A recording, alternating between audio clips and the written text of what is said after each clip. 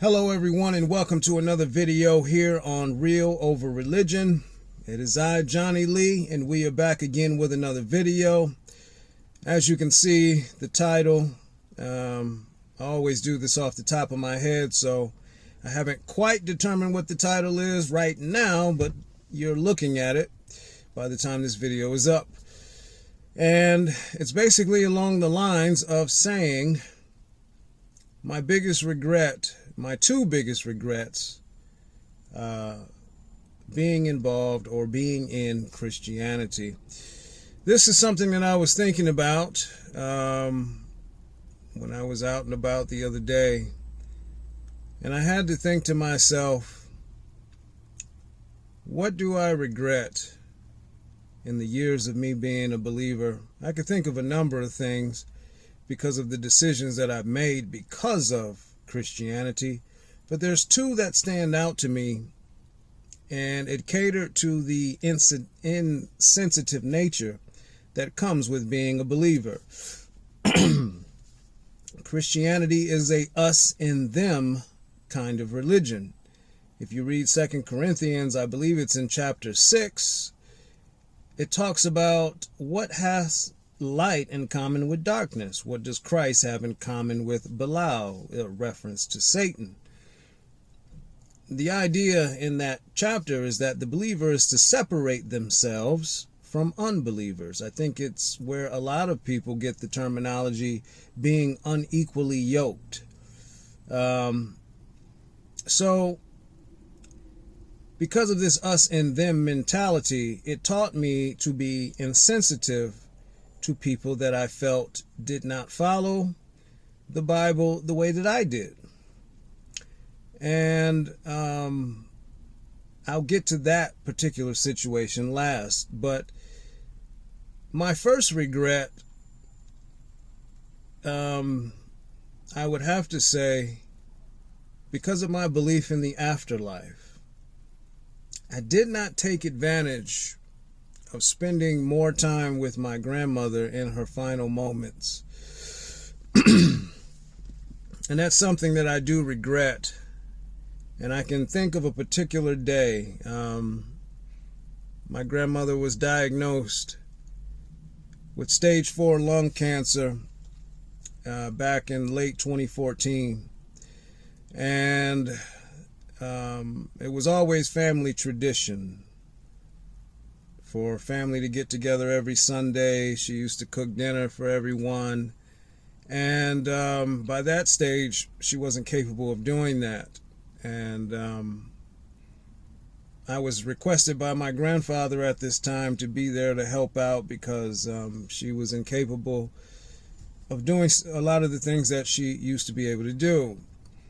And I was so distracted at the time, distracted in a relationship that I was dealing with, that I didn't really give a great amount of attention to my grandmother. I think about the fact that I did not really spend time with her. She would sit at the kitchen table, and I had opportunities to sit there and converse with her, and I didn't take advantage of it because I felt that, number one, we were all praying for a miracle.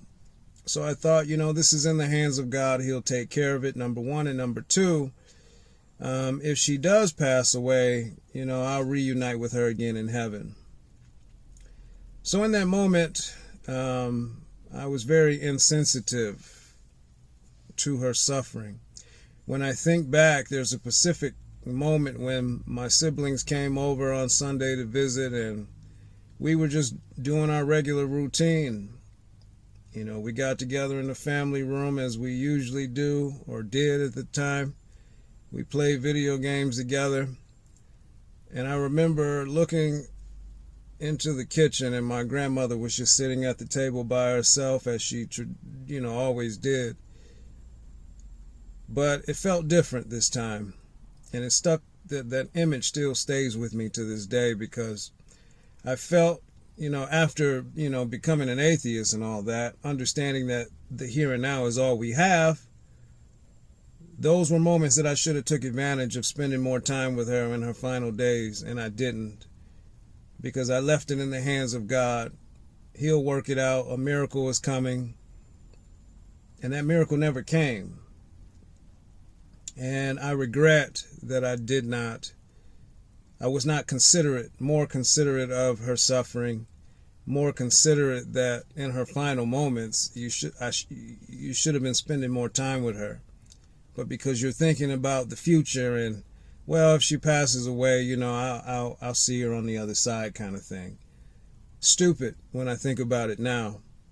And that mindset teaches you to be insensitive. If someone is sick, you either chalk it up to, well, God's in control, he'll work it out. Or if they pass away, or, I'll see him on the other side. So there's this statement that says that you're so heavenly minded that you're no earthly good. And that is definitely one of my biggest regrets in being a Christian, is that I took lightly what my grandmother was going through, and I wish I could go back in time and spend those moments with her that were available, that was there. And she was the type of person, she's not going to come out and ask you to spend time with her and that kind of thing. You had to read how she moves. She loved her grandkids, and she loved bonding with us. And I hate that I missed that opportunity. But thank you, Christianity, for making me insensitive to the present moments.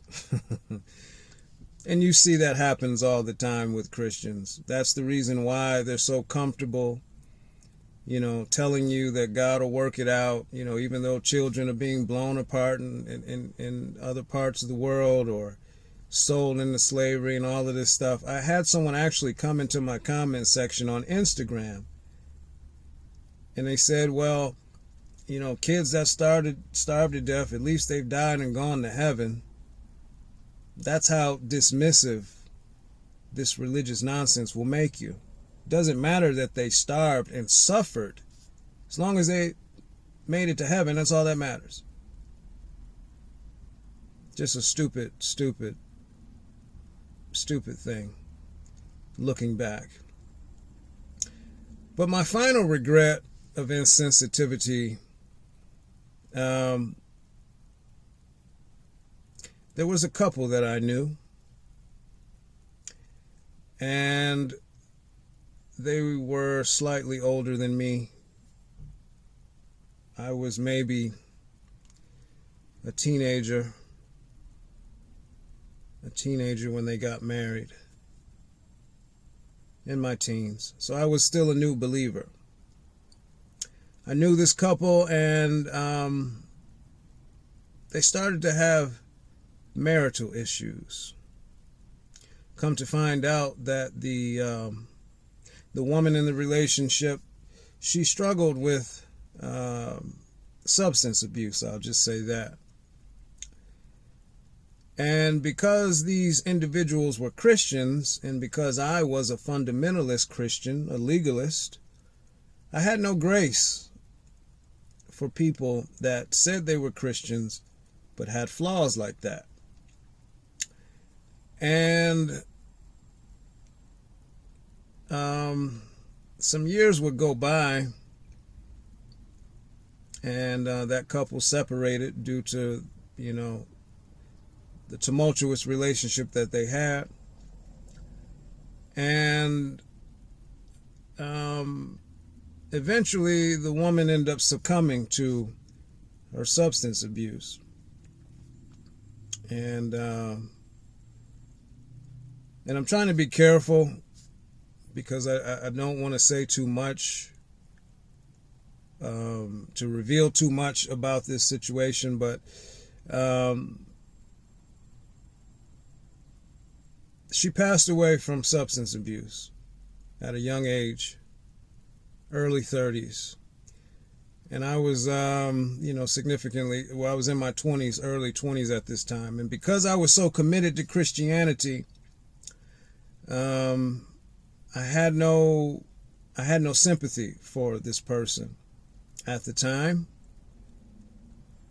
And I bothered not to attend their funeral because in my mind, I felt that they died in sin, so they went to hell for eternity. So I excused myself from even attending their funeral. And, I come to learn later on that this individual, she was abused growing up. Witnessed abuse from her father, abusing her siblings, and her mother.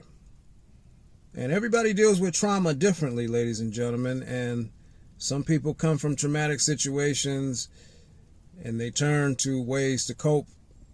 Or some people put it into, we all cope, but some turn to substances, some turn to, sex or partying or whatever stimulates them to distract them from the suffering. And that was her situation. And looking at this now in hindsight as an atheist, that is my biggest regret, that I was not understanding. I was so dedicated to, you're a Christian, this is how you're supposed to behave, that I had written her off. And if I can go back in time and do it over again, I would have had more compassion. I would have been more understanding. And I feel bad that I didn't go and attend her funeral because she didn't deserve that. She was somebody who suffered, and she needed help, and she didn't know how to get help. And what's so crazy about this too is, again, she was a believer. And you idiotic Christians will come in my comment section, oh, well, if she had substance abuse, she didn't really have the Holy Spirit. That's how I know you people are very stupid, incompetent people that don't use your brains. Like myself, for example, you say that I was a fake Christian. So you think that I spent 20 years of my life in church, writing Christian books, preaching in churches, all because I didn't really believe in this. Yep, I just was faking 20 years of praying to God, fasting. I did all of that just for the hell of it. That's how fucking stupid you are. And stuff like that upsets me because you're not even willing to use your brain. Nobody's pretending to do anything for that long. You're the same knuckleheads who say the apostles, if the gospel wasn't true, they wouldn't have died for the gospel. Which there's no evidence for that, by the way. That's just church tradition. But let's just say they did. You know who else kills themselves for their religion? Blows themselves up in the name of Allah? So maybe what they believe in is also true too.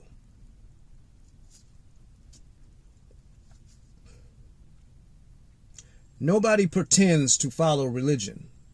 You're born in it, brainwashed by it, and then you work it out, and then you come to the realization at some point that this shit doesn't work. And when you find out that it doesn't work, you move on from it. You guys are not willing to open your mind up in a time where information is available for you to research your religion. When I was coming up, there was no Google searches at the time. I'm talking about as a child in my formative years. There was no access to outside information. Whatever my father said went. You studied the Bible, that was it. You didn't pay attention in church, you got your ass whooped. That's just the way it was. But you grown-ass adults have access to the age of information today, and you still refuse to accept reality. So miss me with all that. No, she was a real Christian who struggled. And because there is no God or no Jesus who saves and delivers, she succumbed to her substance abuse because of the trauma that she went through. And because of my insensitive Christian ass, I didn't give a damn at the time. And I wish that I did. So rest in peace to her. I wish that I wasn't insensitive to your suffering. And I wish that I would have understood. Now I understood. I understand now.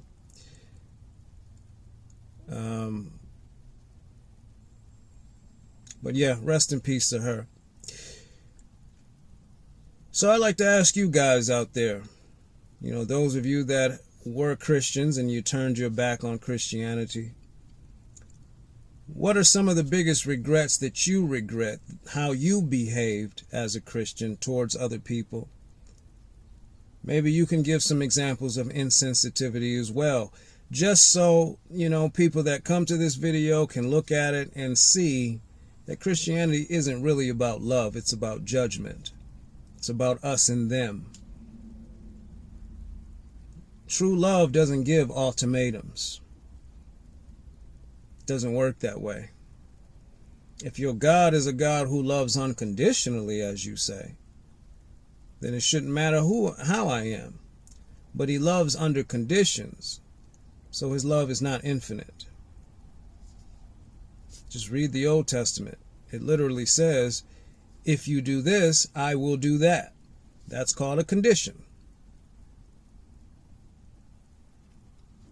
But anyways, yeah, I love to hear your comments.